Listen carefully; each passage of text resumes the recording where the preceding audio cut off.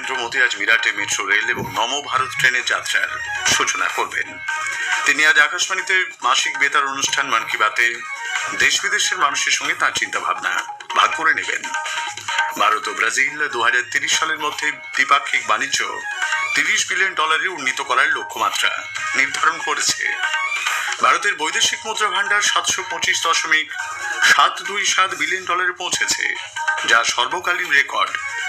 মার্কিন রাষ্ট্রপতি Donald Trump 24 ঘন্টার মধ্যে আমদানি শুল্কের পরিমাণ 10% থেকে বাড়িয়ে 15% করার সিদ্ধান্ত ঘোষণা করেছেন। ভারত আজ টি-20 ক্রিকেট বিশ্বকাপে সুপার 8 পর্যায়ের প্রথম ম্যাচে শ্রীলঙ্কার পাল্লিকালে দক্ষিণ আফ্রিকা মুখোমুখি হবে। আসছি বিস্তারিত খবরে। প্রধানমন্ত্রী নরেন্দ্র মোদী আজ মিরাটে মেট্রো রেল এবং নমো ভারত ট্রেনের যাত্রার সূচনা করবেন। উদ্বোধনী অনুষ্ঠানটি হবে শতাব্দী নগর নমো ভারত স্টেশনে। তিনি মেট্রোয় সওয়ার হয়ে দক্ষিণ মিরাট স্টেশন পর্যন্ত যাবেন। এই দুটি প্রকল্পের একই পরিকাঠামো একত্রীকরণ হওয়ার ফলে এই এলাকায় গতিশীল যোগাযোগ ব্যবস্থা গড়ে উঠবে বলে মনে করা হচ্ছে। মিরাট মেট্রো পরিষেবায় ভারতের সবচেয়ে দ্রুতগামী মেট্রো পরিষেবা হতে চলেছে। মাত্র আধ ঘন্টায় রেকগুলি যাত্রাপথ অতিক্রম করবে বলে জানানো হয়েছে। এছাড়াও প্রধানমন্ত্রী আজ 12,930 কোটি টাকা মূল্যের বিভিন্ন উন্নয়নমূলক প্রকল্পের সূচনা করবেন। আজ তিনি 82 কিলোমিটার দীর্ঘ দিল্লি মিরাট নমো ভারত করিডোর প্রকল্পের উদ্বোধন করবেন। এর ফলে উত্তরপ্রদেশ ও দিল্লির মধ্যে ট্রেন যোগাযোগ অনেক বেশি সুগম হবে। প্রধানমন্ত্রী গতকাল ভার্চুয়ালি উত্তরপ্রদেশের যমুনা এক্সপ্রেসওয়ে ইন্ডাস্ট্রিয়াল ডেভেলপমেন্ট অথরিটিতে HCL ফক্সকনের যৌথ প্রকল্প ইন্ডিয়া চিপ প্রাইভেট লিমিটেডের ভিত্তিপ্রস্তর স্থাপন করেছেন। HCL ফক্সকন সেমিকন্ডাক্টর প্রযুক্তিগত ক্ষেত্রে ভারতের স্বনির্ভর হয়ে ওঠার পথে এক গুরুত্বপূর্ণ মাইল ফলক। ইলেকট্রনিক্স ও সেমিকন্ডাক্টর উৎপাদন ক্ষেত্রে ভারতকে বিশ্বমানের গন্তব্য হিসেবে গড়ে তুলতে এই উদ্যোগ বিশেষ তাৎপর্যপূর্ণ। ভিডিও কনফারেন্সে শ্রী মোদী বলেছেন, উত্তরপ্রদেশে HCL ফক্সকন সেমিকন্ডাক্টর স্থাপন প্রযুক্তিগত স্বনির্ভরতার পথে এক উল্লেখযোগ্য পদক্ষেপ। उत्तर प्रदेश भारत के सेमीकंडक्टर इकोसिस्टम का बड़ा सेंटर बनने जा रहा है।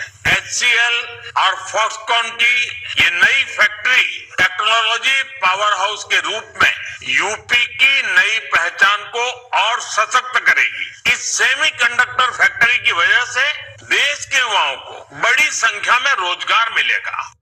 প্রধানমন্ত্রী আজ আকাশবাণীতে মন কি বাত অনুষ্ঠানের মধ্যে দিয়ে দেশ বিদেশের মানুষের সঙ্গে তাঁর চিন্তা ভাবনা ভাগ করে নেবেন। এটি হবে মাসিক বেতার অনুষ্ঠানের 131তম পর্ব। আকাশবাণী ও দূরদর্শনের সবকটি চ্যানেলে সকাল 11টা থেকে অনুষ্ঠান শোনা যাবে। আকাশবাণী সংবাদের website, news on AIR mobile app, Akashvani ও দূরদর্শনের সংবাদ বিভাগ, প্রধানমন্ত্রী দপ্তর ও তথ্য সম্প্রচার মন্ত্রকের ইউটিউব চ্যানেলেও অনুষ্ঠানটি শোনা যাবে। হিন্দিতে মূল অনুষ্ঠানটির পর সম্প্রচারিত হবে আঞ্চলিক ভাষার তর্জমা। ভারত ও ব্রাজিল 2030 সালের মধ্যে তাদের দ্বিপাক্ষিক বাণিজ্য $30 বিলিয়ন উন্নীত করার উচ্চাভিলাষী লক্ষ্যমাত্রা নির্ধারণ করেছে। এটি হবে পূর্ববর্তী $20 বিলিয়ন লক্ষ্যের থেকে বেশি। বিদেশ দপ্তরের পূর্ব বিভাগের সচিব পি কুমারন জানিয়েছেন যে ব্রাজিলের রাষ্ট্রপতি লুইস ইনাসিও লুলা দা সিলভার ভারত সফরে এই সিদ্ধান্ত নেওয়া হয়েছে।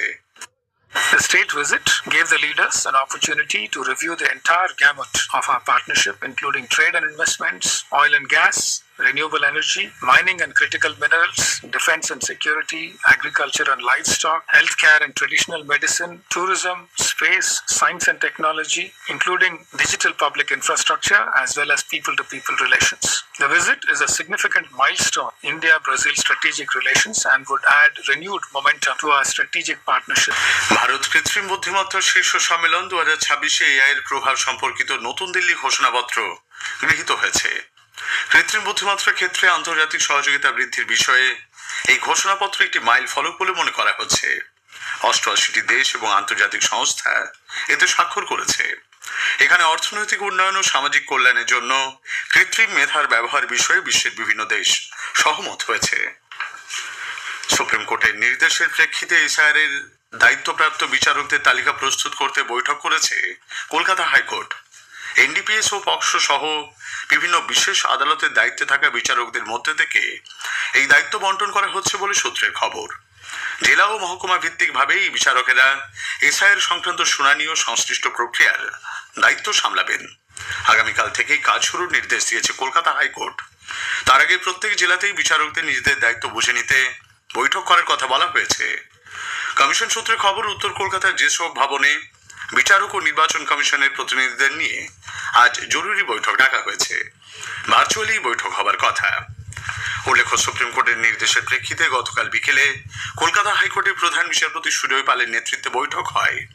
সেই বৈঠকে উপস্থিত ছিলেন রাজ্যের মুখ্য সচিব নন্দিনী চক্রবর্তী, মুখ্য নির্বাচনী আধিকারিক মনোজ কুমার আগরওয়াল, ডিজিপি, অতিরিক্ত সলিসিটর জেনারেল এবং অ্যাডভোকেট জেনারেল। সূত্রের খবর, সেই বৈঠকে কমিশনের তরফে প্রস্তাব দেওয়া হয়েছে প্রতি বিধানসভার জন্য একজন করে বিচার বিভাগীয় বা জুডিশিয়াল অফিসার নিয়োগের। বৈঠকের পর মুখ্য নির্বাচনী আধিকারিক মনোজ কুমার আগরওয়াল জানান, জেলা ও বিধানসভা ভিত্তিক সমস্ত তথ্য কমিশন সরবরাহ করবে। আমরা ফিগার বলে দিয়েছি কি এরকম হতে পারে, যেটা আছে জেলা ভিত্তি, অ্যাসেম্বলি ভিত্তি আমরা সব ডেটা দিয়ে দেবো। যত অ্যাসিস্ট করবে, যে ট্রেনিং প্রোগ্রাম করার জন্য যে বি ওখানে হেল্প লাগবে সব আমরা করতে প্রস্তুত আছি। আমাদের যে আছে সিইসি স্যার বলেছেন কি আপনার দিল্লি থেকে কোনো হেল্প লাগবে, ইসিআই থেকে, আন্নো সি অফিস থেকে লাগবে, আমাদের সি অফিস থেকে লাগবে, ডি অফিস থেকে লাগবে, যত বি লাগবে যেটা আছে আমরা চাই কি এনি এলিজিবল ভোটার যে ইন্ডিয়ান আছে he should not be excluded. এদিকে এসআইআরের কাজে সহযোগিতা করার জন্য আগামী 9 মার্চ পর্যন্ত রাজ্যের সমস্ত জুডিশিয়াল অফিসারের ছুটি বাতিল করার নির্দেশ জারি করেছেন কলকাতা হাইকোর্টের রেজিস্ট্রার জেনারেল। সুপ্রিম কোর্টের নির্দেশ মতো প্রত্যেক জেলায় এসআইআরের কাজ সুষ্ঠুভাবে সম্পন্ন করতে কলকাতা হাইকোর্টের প্রধান বিচারপতি 3 সদস্যের একটি কমিটি তৈরি করে দিয়েছেন। কমিটিতে থাকবেন সংশ্লিষ্ট জেলার জেলা বিচারক, জেলা শাসক এবং পুলিশ সুপার।